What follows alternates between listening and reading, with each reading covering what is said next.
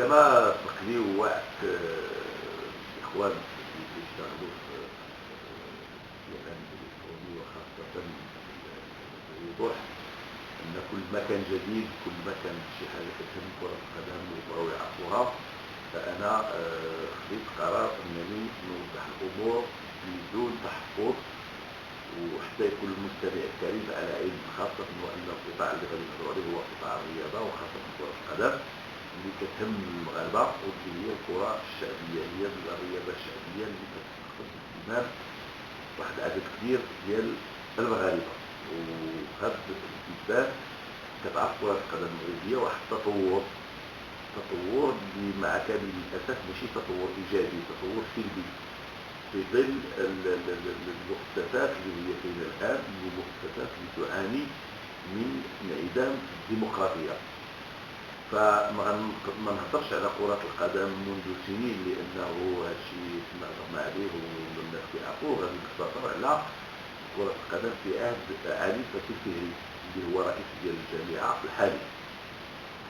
فمنذ 4 سنوات في علي الفهري جاء وطلع رئيس ديال الجامعة في حين أن الترشيح ديال عبد الربيه محمد القرفيلي كان ترشيح مدعم من طرف الأندية المغربية، ولكن لظروف خاصة سحبت الترشيح ديالي باش السي علي الفهري يتحمل المسؤولية. فكنا كلنا ثقة أن السي علي الفهري عنده دعم من الدوائر العليا غادي يزيد كرة القدم إلى الأمام، والإمكانات المادية غادي تكون موجودة، ودرنا الثقة ديالنا وخلينا السي علي الفهري باش يخدم بإنان ويخدم بواحد النوع ديال الاستقرار. فعلا أول مبادرة كانت ديال صاحب الجلالة نصره الله هو أنه دعم القطاع الرياضي بأموال هائلة. يعني ما كناش كنهضروا في الجامعات السابقة بالملايير، وحنا كنهضروا بالملايير، وهذا شيء إيجابي ويحسب، طبعا يحسب للسي علي الفهري. إلا أن مفاجأتنا كانت عظيمة وكبيرة جدا، هو أن السي علي الفهري شن العهد ديالو بخروقات قانونية، خاصة وأنه جاء من بعد ما جات الرسالة الملكية للمناظرة ديال الرياضيين عند طرف صاحب الجلالة، واللي كيحث على واحد المجموعة ديال النقاط وفي مقدمتها الحكامة الجيدة. فالسي علي الفهري أول ما بادر إليه والمفهوم ديالو الخاص ديال الحكمة الجيدة هو عمل على حل المجموعة الوطنية للنخبة وحل المجموعة الوطنية للهواة. يعني هذا ما يمكنش نعتبره انه غير خلق للقانون، فهذه وقاحة، لانه على الاقل احتراما للحكامة والمبدأ الحكمة كان ما خصوش يحل هذه المجموعتين. لماذا؟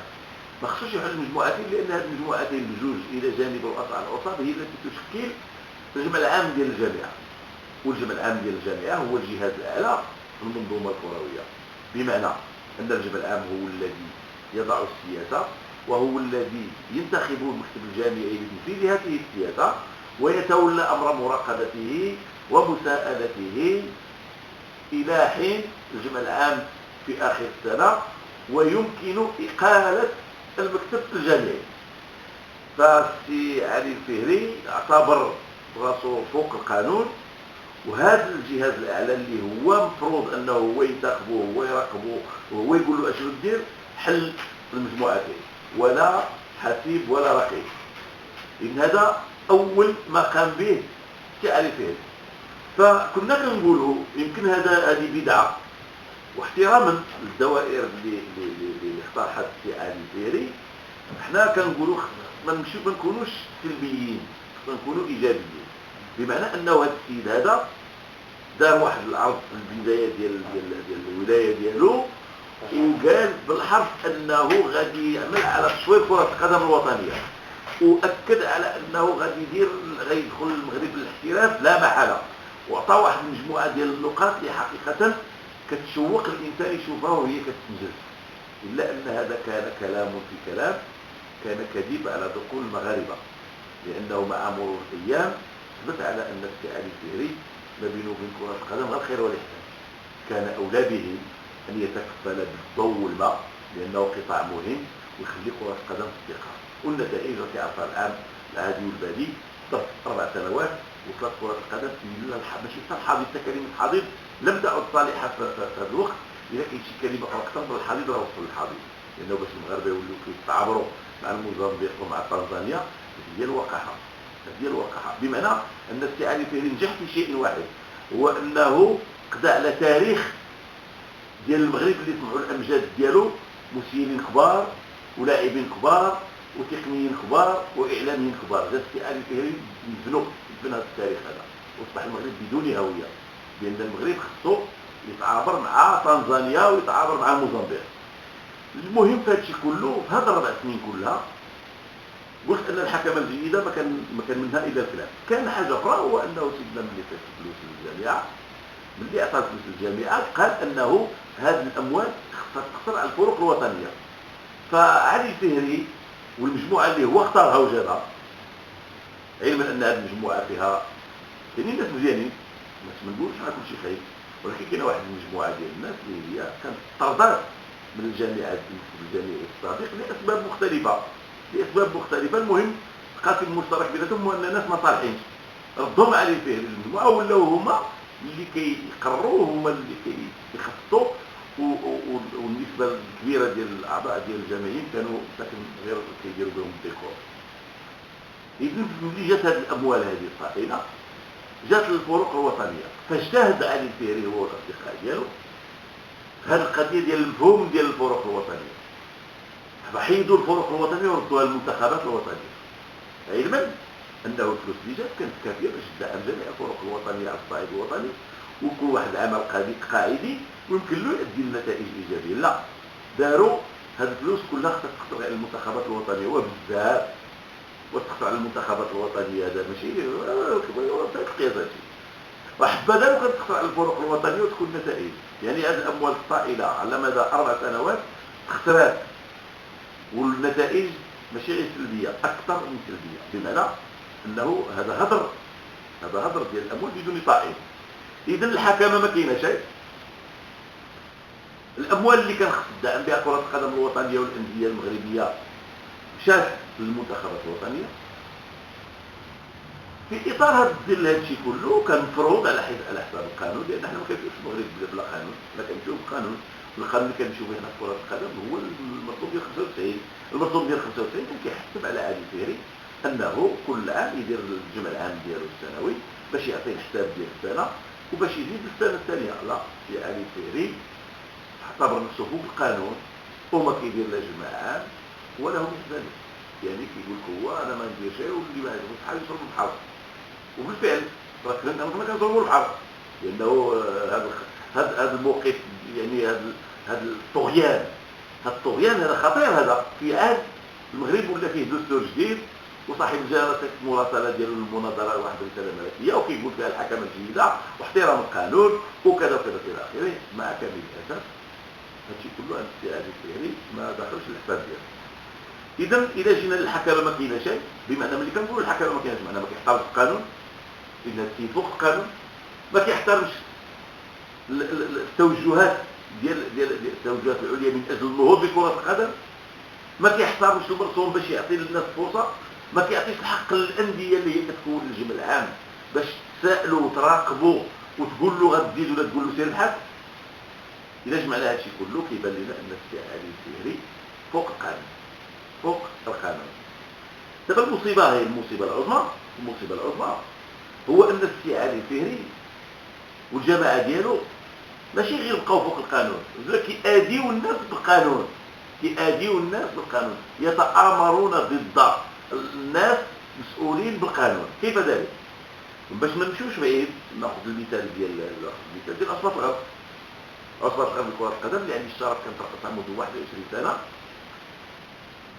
مع اقتراب الموعد ديال الجمع العام وكيعرف انه الوحيد اللي ممكن يترشح ضده لرئاسه الجامعه في المغرب هو عبد ربي، وهذه حقيقه واكدوها، كيخصو شي وسيله، لانه الا وصلنا لصناديق الاقتراع كيعرف الحظوظ ديالو منعدمه، لان هذه المره ما بقاتش تدفعوا جاي من الفوق ولا جاي من التحت، لانه صاحب الجلاله الله ينصرو استقبل وزير الشباب والرياضه واعطاه تعليمات صارمه قال له ما باقيش نسمع هذا جاي من الفوق ولا جاي من جهه اخرى، قال له غطبق القانون. وهذا الشيء صرح به وزير الشباب والرياضه في وزير في اجتماع رسمي وصرح به في وسائل الاعلام. اذا كتبقى الوسيله الوحيده عند استعاد الفهري باش ما يترشحش ضده القرتيلي هو يضربه في المؤسسات اللي هو فيها. طبعا غادي يستعمل جميع الوسائل باش يوصل لهذا الشيء. اولا بدات المؤامره ديالو من اتحاد جمهوري الخبيثات، لانه في اتصال مع المسؤولين الخميسات دار جهده اكثر من جهده باش القرتيلي ما يبقاش رئيس ديال الفريق ديال الاتحاد الجمهوري الخميسات، علما انه مخطئ حيث هو ما كيفهمش القانون وما كيحترمش القانون، كيحسب القانون ما كيطبقش كاع في المغرب. والقرتيلي هو الرئيس الشرعي ديال الاتحاد الجمهوري الخميسات، لان هناك شروط في النصوص ديال 95 وكتعطيني الحق نكون انا هو الرئيس ديال الاتحاد الجمهوري الخميسات. ما كاين مشكل. انتقل من القضيه ديال الفريق الاتحاد الجمهوري الخميسات للرئيس ديال عصبه الغرب.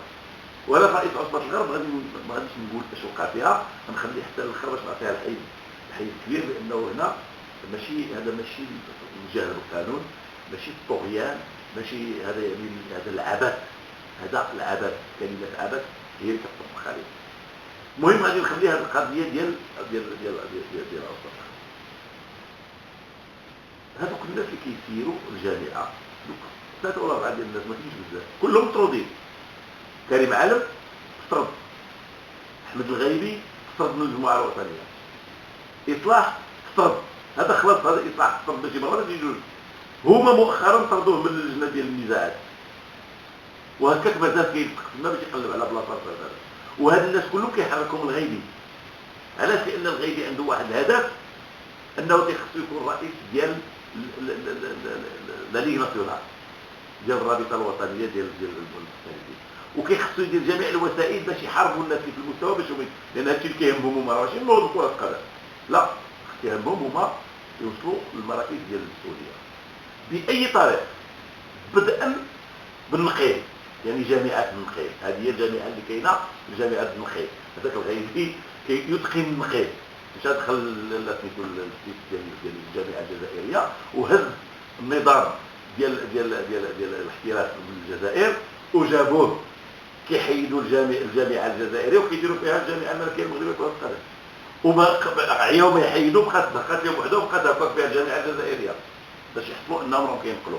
هاد الناس كينقلوا، اولا هادو ناس يجهلون كره القدم، لانه الواقع ديال الجزائر ماشي هو الواقع ديال المغرب، الواقع ديال الفرق المغربيه ماشي هو الواقع ديال الفرق الجزائريه. وذاك النقيل هو اللي وصلنا لهذه الحاله. الناس كينقلوا والنقيل واش كيوصل؟ راه الاجتهاد اللي كيوصل. الانسان اللي غادي يوصل كيجتهد وكيحاول يدير شي حاجه اللي هي ديالو. راه ما يمكنش تلبس شي جلابه اكبر منك، كتلبس شي جلابه اللي تجي معاك. هاد الناس لبسوا جلابه اكبر منهم وفي الاخر ولاو غادي يخرقوا. هذا العام دخلوا الاحتراف، العام الجاي الاحتراف لا ناجلوها لهذا العام، وهذوك نسمحوا لهم هذه المره لا نديروا التسابيات. ولا شنو التسابيات؟ واش من الخوارج؟ شنو الخوارج؟ هذا يمكن اش كنخرقوا ففقدوا شيء لا يعطيه. راه الفراقي ما عندهمش 900 مليون. انا كتبت عليهم، انا محمد القرتيلي رئيس اتحاد الجمهوريه الخميسات قال لك خاصهم 900 مليون. مشيت جبت لهم التزامات من عند الجماعات القرويه باللي 900 مليون هي كاينه، ما عمرها دخلت ديك 900 مليون بدو. وهما عارفين اني كنكذب عليهم وانا عارفهم كيكذبوا وحنا كنثيقوا بعضياتنا. وراه هذه مصيبه، وهذا الشيء كله دابا عمم. احنا دابا بدينا ملي جا الفهري قال غندخلوا الاحتراف، فين الاحتراف دخلنا ليه؟ دخلنا للانحراف. الانحراف دخلنا ليه بكل ما كان معنى. والفرق المغربيه الان كتمارس الهوايه المقنعه، ما كاينش احتراف، لان الاحتراف عنده شروط. والاحتراف كيخص يكون اولا عقليه المحترف. واش هذوك كيعرفوا يكوبي وعندهم عقليه الاحتراف؟ اللي كيكوبي عمره ما يكون محترف. وهذول كينقلوا ملي جاو ما كينقلوا. اما الا دخلنا في التطبيق ديال السير ديال الجامعه كيهضروا، كاين اللجان، ما كاين حتى لجنه، كاين اشخاص كتلقى غايبي في اللجان كاملين، سوبرمان ديال الجامعه، اللجان كاملين، لجنه التحكيم، لجنه البرمجه، لجنه النزاعات، لجنه التخلويط، كاع اللجان حتى هو فيهم. الفروق الوطنيه، السير ديال الفروق الوطنيه يتم من طرف شخص واحد. اوكي شي كيخسر عليك، خسرنا خدا وخدا، كاين اللي كيقول خسرنا خدا وخدا كانه يخسروا من جيبو، علما انه هذه عنده ضوابط. والفروق الوطنيه ملي كنقولوا الفريق الوطني خصو يدير نتائج ايجابيه، راه ماشي غير كتسمي تعيط للعابه وتقول غادير فريق وطني، لا، كاينه شروط، الظروف ديال التهيئه